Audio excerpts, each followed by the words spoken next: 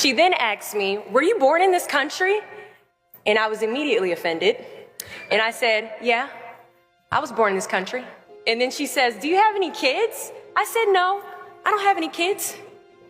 She then asked me if I was married. And then I said, no, ma'am, I am not married. She says, how old are you? I said 19. May I help you find something? She then says, you are the most beautiful girl I have seen. And I said, oh, thank you.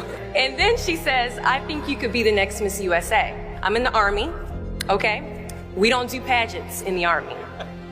She then asked me to meet her at Starbucks the very next day before my next shift at Target. And apparently I was a pretty open-minded 19-year-old because I actually agreed to meet her the very next day. The next day she brought this foot-tall stack of pageant books and proceeds to convince me to enter into a state pageant. So 3 months later, I compete in my first pageant and I lose. I go back the second year, compete in the state pageant. I lose. Go back the third year, compete in the state pageant and lose. Go back the fourth year, compete in the same pageant and lose. I go back the fifth year, y'all. Compete in the state pageant and lose. But guess what? I go back the sixth year. Guess what happens? I lose. I called her on the phone and said, you told me I could be the next Miss USA. And she says, Deshauna, keep working, don't quit, keep going back. And in June of 2015, she passes away from leukemia. 6 months later, in December 2015, I win Miss District of Columbia, USA.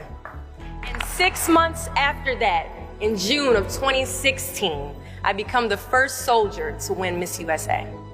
At times, our purpose drops in our laps as if the heavens threw it by accident.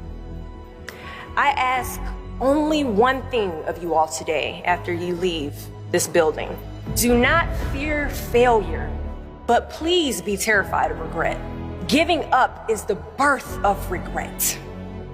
After you walk out this door, you will receive 100 doors shut, slam in your face. You will have 100 moments that will be filled with someone telling you no, or telling you, thank you for your application, but we regret to inform you that we've chosen a different candidate for this job. You will sit in 100 different interviews and you will not get the job. The reality of life is that we will all hear more no's than we hear yeses. And we will fail a lot, and I mean a whole lot.